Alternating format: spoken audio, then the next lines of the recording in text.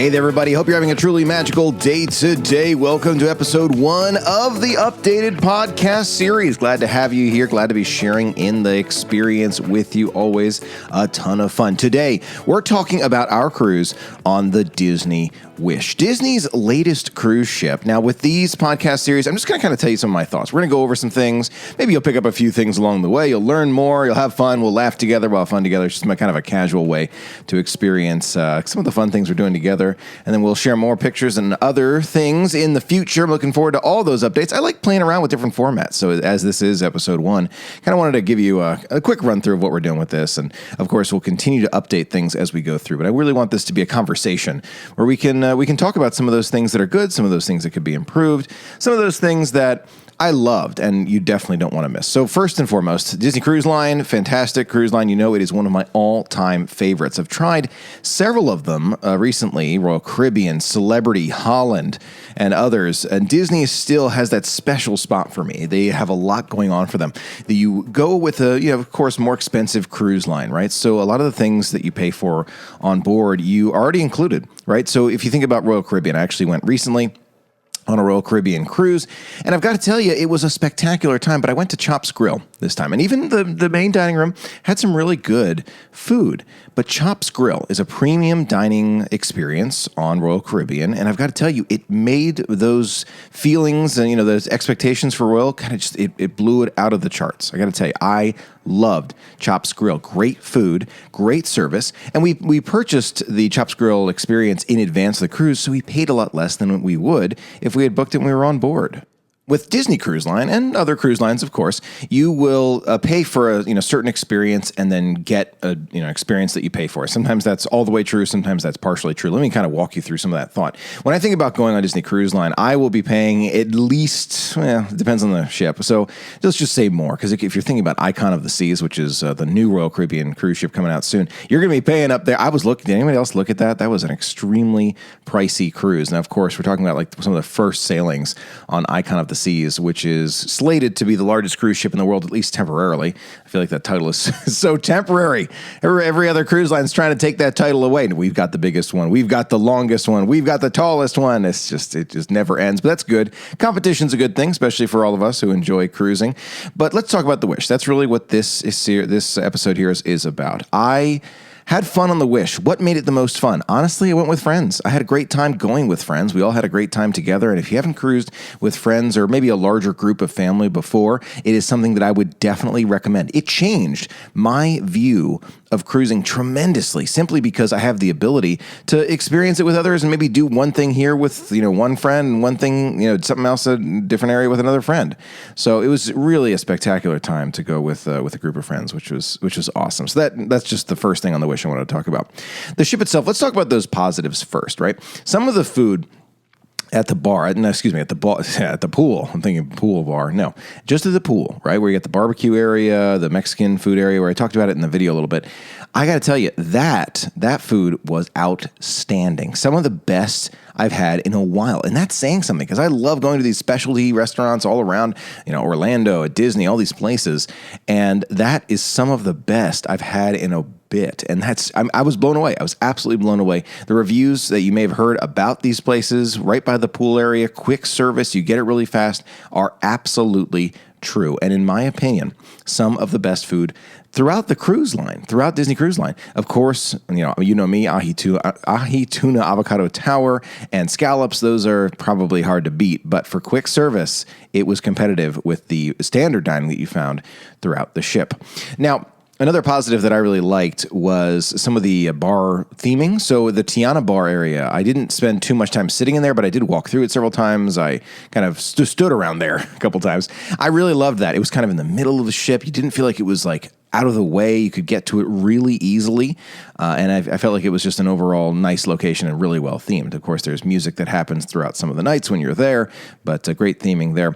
The grand hallway, grand ballroom, grand entryway, opening spot, the big area, the big area in the middle of the ship, I thought was really nice. The stairwell was really nice, very convenient to get up and down the stairs, a lot of viewing area for those specialty events that happen when you're on board, so that was really good. The stage show, in particular, I'm thinking of Aladdin. Aladdin's one of my favorites. I thought they did Aladdin extremely well. Of course, it's not the full Aladdin show that I've seen on, I think it was the Fantasy. I'm not 100% sure on that, but one of the other cruise ships has the Aladdin show, which I thought was maybe 10%, maybe 15% better.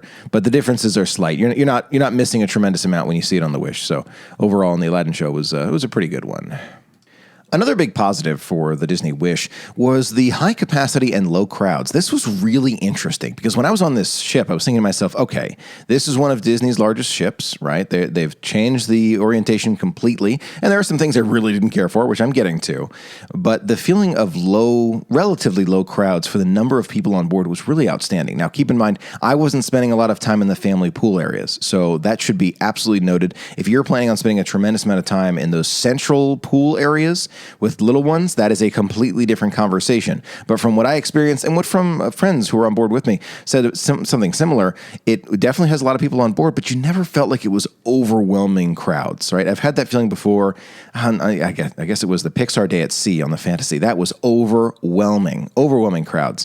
I think Independence of the Seas, Royal Caribbean, that also felt overwhelming. So it really did a good job of having a lot of people on board without feeling too crowded. Something else that I really loved about the Disney Wish was the number of coffee shops on board. Now, this is kind of a positive and a negative, just a little bit. The coffee on board, the standard coffee that you get from just the standard areas, Marceline Market, all around the ship, that's available included with your cruise, in my opinion. And I am not a super coffee, elegant drinker. Like I'm not making a pressed pot every single day, but I have learned to really enjoy, a full body flavored coffee. Okay, as I've grown older, but the coffee on board the Disney Wish in the free areas was basically water with coffee flavor. That's being generous. That's being generous. So that's a negative. I know we're on the positive still, but the positive side of this is there are more coffee shops throughout the ship. So if you're looking for specialty coffee, you do have to pay a premium, should be noted, but they do have more of it. So many of the bars actually have, if you look carefully, have a dedicated coffee bar, little one of those coffee espresso machines, special. The big enterprise level machines, they're really big and they sit at the back of the bar and they can make you specialty coffee right there. You don't have to go to Cove Cafe to get that coffee, even though I feel like it's best there. It is available at the bars as well, which was really, really nice. Another positive that I mostly enjoyed was the infinity pool for adults at the back of the ship. Now, I thought this was a great spot. You had a great view outside the back of the ship. You could see out, see Castaway Cay, which is where I really enjoyed it. The one problem with that is it did get really crowded. So I enjoyed it first thing in the morning. I'm talking about 8:30, 9 in the morning, right? So super early. And I was able to enjoy it. I was able to see, wherever I was, Nassau. I forgot where I was when I was in it. And it was relatively empty. First thing in the morning, though. Later on in the day, I did see it and it was packed. So that's, I like the feel of it, the look of it, but I feel like the pool itself was really nice. I did enjoy that. Another really cool spot, which I thought was really interestingly done, was the Senses outdoor area. So Senses Spa and Salon is the spa on board. They have specialty massages you can get, different routines, programs that they have there. They also have, like an ice chamber and a sauna area. Of course, they have all those things. Now, I like the view from Senses from one of the newer ships where you can see out of the ship, right? So that's, I think the Dream and Fantasy have the new version. However, I felt that on the Wish, even though they didn't use that concept, they did have a kind of a nice area in the very front, the bow of the ship. It was basically where the kids club is in the Dream and Fantasy. They had the Senses Spa outdoor area right there, which was relatively nice. I really did like that. Now, in 1923, I did not think that I would like the split dining room. That's one of the things that I actually really did like. I think it's probably because I went to Arendelle the night before, and you'll learn about that in the negatives that I go over in a moment. But I felt like the 1923 split was actually a smart idea considering the noise level in Arendelle. Arendelle was deafeningly loud, so 1923 with the split dining room, didn't think I'd like it, but I did, and it was relatively nice. Now, the veranda room on board the Disney Wish, this was a really, really cool update. They made them, at least in some ways, either taller or slightly wider, bigger rooms. That being said, I heard that the inside staterooms, one of my friends was staying in there, were actually much smaller. Somebody called it a broom closet the last time I spoke to someone. So you get the idea, much, much smaller than what we've experienced on the inside staterooms right before. But now with those verandas, they are much, much larger, really feel updated, elegant. There are some plugs. I wish there were always more plugs. We always want more power when we're on board. But as long as you bring a splitter that is allowed on cruise ships, and you have to be careful which ones you bring because some of those splitters are not allowed, but many of them are. You just look at the rules. You'll be able to enjoy that fantastic room, and it really was really nice. One more positive to go over here. This was actually kind of embarrassing. I was on board Disney Wish, had a great time. There's this passageway you walk through when you're in the veranda stateroom, and in the passageway they have the cabinets right there where you can store your clothes. The really interesting part of it, there's a light switch on the wall that causes the lights to turn on, right? And I'm thinking as a cruiser who's been on many cruises, and I'm still embarrassed by this. It's so funny. I push the button and it turns to full power. Or it turned to really dim. It was really, really dim. I remember this. Oh my gosh, this is so embarrassing. Push it, it's really dim. I can't even see my clothes. It's dark. It's so dark. It took me until I think it was the end of day 2. One of my friends was like, oh, that's a dimmer switch. And I liked the idea, and it worked very well. You have to hold down on that switch in the hallway in order for the dimmer switch to work. There is nothing on the wall that says, hold this as a dimmer switch. So with a friend who figured it out is just a smart guy. I don't know these things, so clearly you have to kind of learn the room as you go. But the dimmer switch, I have to say, was a positive for the Disney Wish. It also had kind of like a nightlight look, which many of the ships do have night lights for those who like it, but the Disney Wish did a great job with that as well at the end of the night. Now let's get into some of those negatives. I got to talk about it. There were plenty, and I'm going to go over some of the top ones just as I'm thinking about them on board the Disney Wish. First and foremost, I do want to talk about the Marceline Market. I felt that the food was okay at best. Nothing blew me away at Marceline Market. I did not give it many chances, that should be noted, but Marceline Market I felt like was not only marginal food, but I felt like it was very closed in. Now keep in mind, I've been on ships like the Royal Caribbean, Independence of the Seas, where even the older ship like that does feel like it's a larger area in the main, the buffet dining space. The Celebrity Beyond is another good example, floor-to-ceiling windows for the Celebrity Beyond buffet dining. So Marceline Market to me felt more of a closed-in space. Really did not feel like you're, taking in all the sea when you're there. Now, on that note, I do want to bring up a common complaint that was heard from me, of course, and from others with the friends that I went with. It feels like the Disney Wish was designed by someone who is building a hotel, right? Hotels are great. Like hotels, a lot of us do. Disney does a good job with theming on older hotels anyway. But the ship is not meant for that. Ships are made to experience the sea. And it was as if someone who designed the Disney Wish was designing it for someone who wanted to experience the inside and not the outside. I cannot tell you how many times I was walking around the ship and you just can't see outside. Now, this is a common problem and common complaint on the Oasis-class ships for Royal Caribbean. They have a very similar problem, but their problem is built around the fact that their ships are too large to even, you're always looking internally because it's just a gigantic ship with kind of like, if you look at it from the rear of the Oasis class, you can see it's kind of like two large columns on the right and left of the ship that kind of hang over the side, and then the center hallway or that promenade there, which is looking inward, right? So that's the Oasis. The Oasis has a similar problem, apparently. I haven't been on Oasis class yet. Looking forward to that.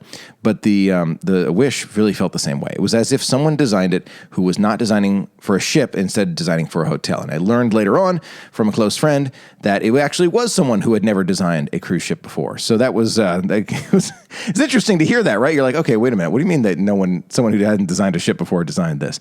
But I was hearing from friends. I didn't experience this personally, but there were hallways that just had dead ends. Actually, I did experience the dead ends. That was I don't know what happened there. There were dead ends everywhere. You couldn't navigate the ship very well. You're constantly getting lost, and you can never seem to see outside or find a way to get outside. And I know they were celebrating an anniversary when we were on board, but it felt like every window was frosted. And I'm like, I want to see outside. I want to see the sea. And they just didn't do that. So that was a bit unfortunate. And I feel like it's going to be hard for them to update future class ships like the upcoming Adventure. I think it's called the Triton class for that. I'm hoping that they can do something about it, but it felt like a hotel. It did not feel like a cruise ship. And it's going to be a serious problem for them because making an update like that will require a new class of ship, which I don't think Disney has planned anytime soon. Now let's go over one of the probably most common complaints that we heard from those, I'm going to talk about it, of course, but others have spoken about it too.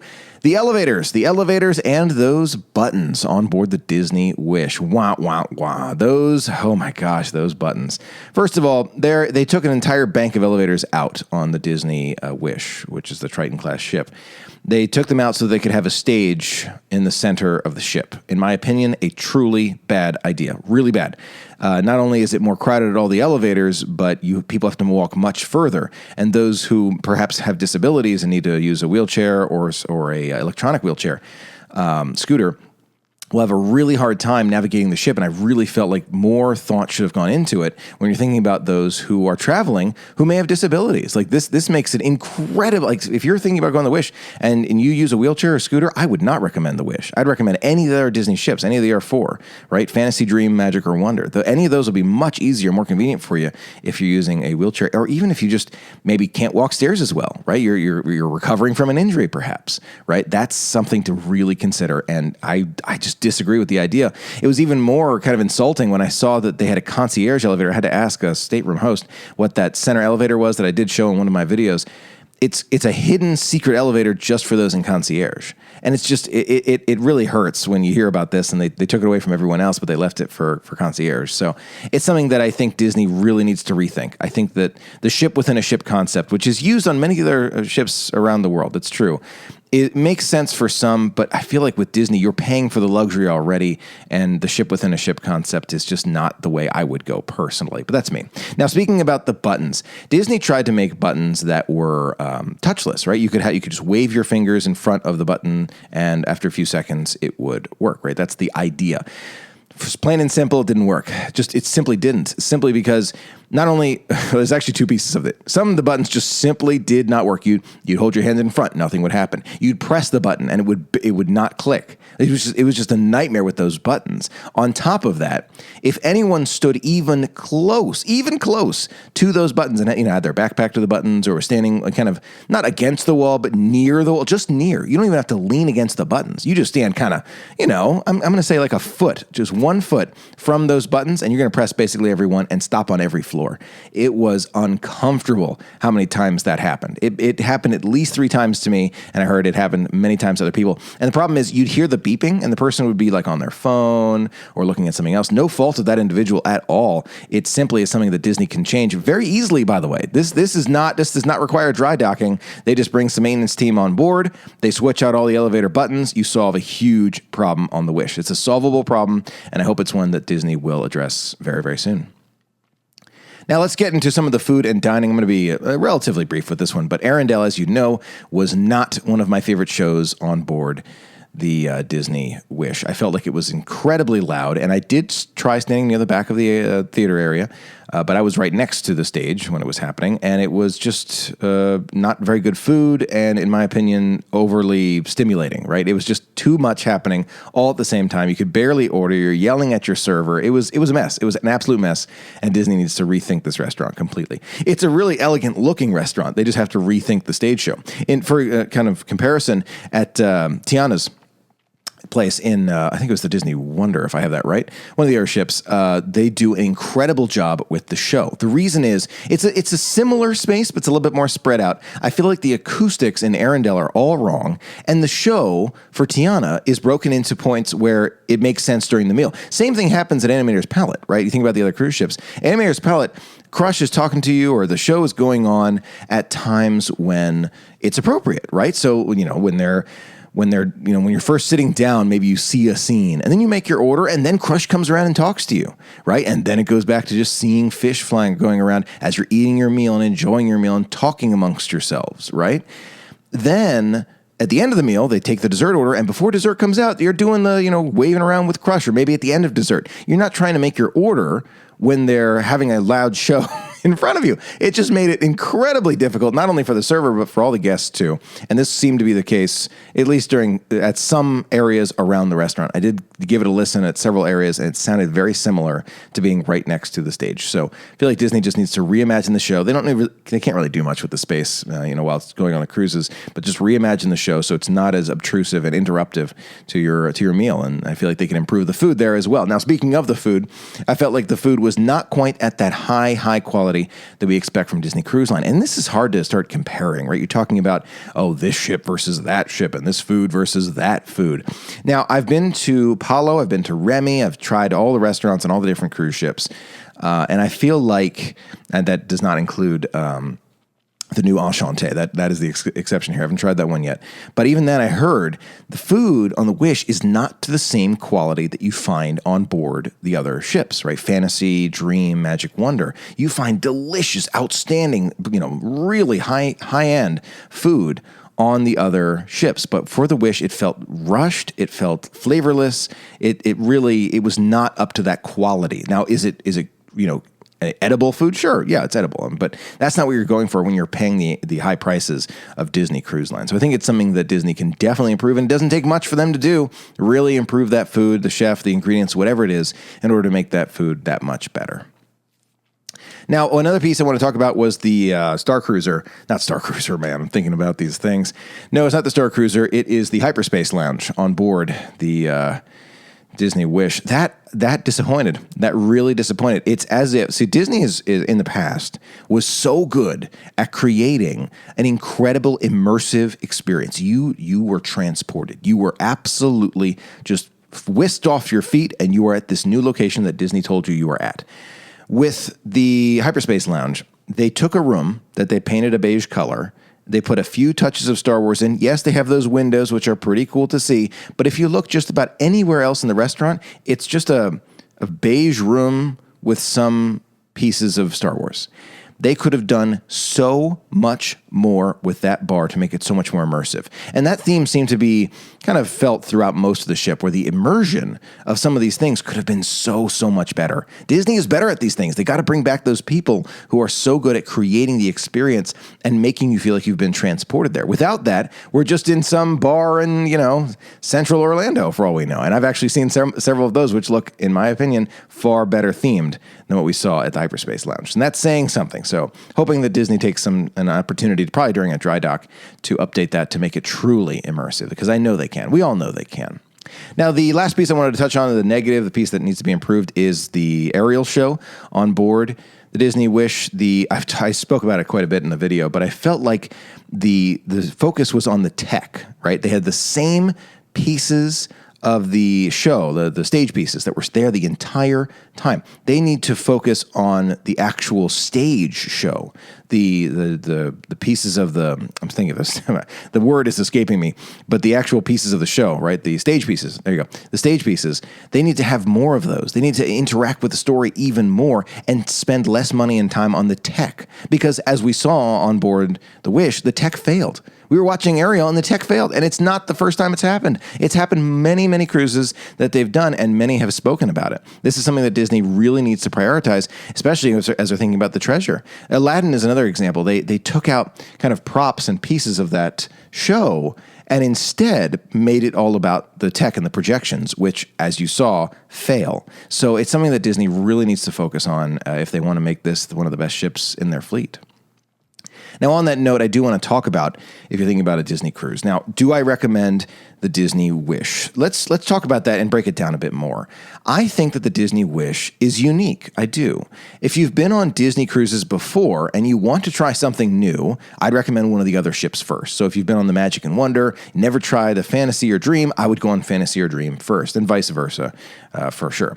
Now, in addition, if you're thinking about, this is your first Disney cruise, right, ever, like you've taken Royal before, maybe you took Carnival, Celebrity, whatever it is, or maybe you've never taken a cruise before. You really want to try cruising, you've seen good stuff, you heard good stuff, and it is good for sure.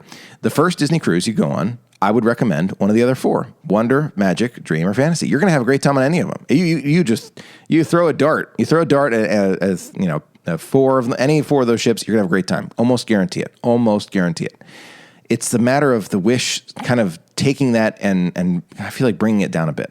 Now, I've heard the other opinion, which is, hey, it's your first Disney cruise. You should start with the Wish and then go to the other ships. I don't see it that way. You're paying for a premium experience. You are paying top dollar, a more expensive cruise line for sure. Again, it's really hard to get like a really good rate there just because they're just so expensive.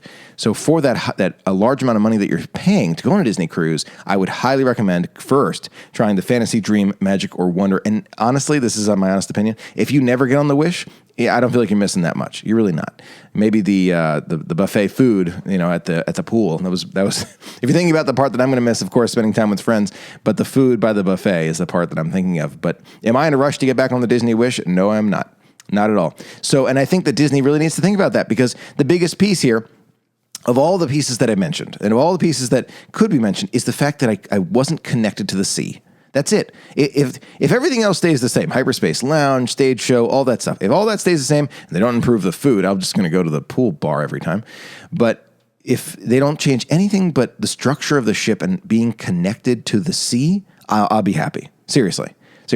I would go on the ship again if I felt more connected to the sea. But making a change like that on board a ship that's already done and completed is going to be a really, really tough thing to do. So those are my thoughts on the Disney Wish. It was a fun experience. The friends made it the most fun for sure. It was fun to kind of see a new Disney cruise, of course, but I feel like it was not up to the same standard as I was expecting with some of the other cruise ships that we've been on, both Disney and not Disney, which is a little hard to believe when you consider what they're doing. I feel like the other cruise lines are really starting to catch up in a big way, and the prices are far more reasonable. So something to think about as we go through. Hope you had fun. It was a great experience, and I'm looking forward to more cruising and more sharing in the future. Thanks, everybody, and a special thanks to our Patreon production team for making all of our content possible. Again, thanks again. Have a great day.